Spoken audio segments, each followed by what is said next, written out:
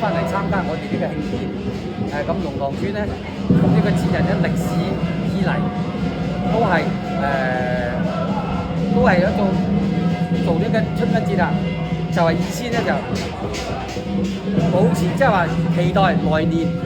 風調雨順、國泰民安咁嘅意思嘅。即係開耕節啊嘛，食咗餐飯，仲有耕田種田啊嘛，以前係咪？咁而家冇田耕啦，咁就係咧，就意味就即係話慶賀呢個嘅企業啊，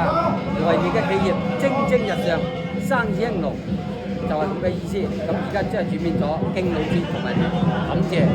我哋嘅祖先，有我哋嘅祖先，有我哋呢個龍塘村啊咁前輩就支持呢個節目，呢個盛典啊，我哋真係好感謝而家鄉親嚟參加呢個節日。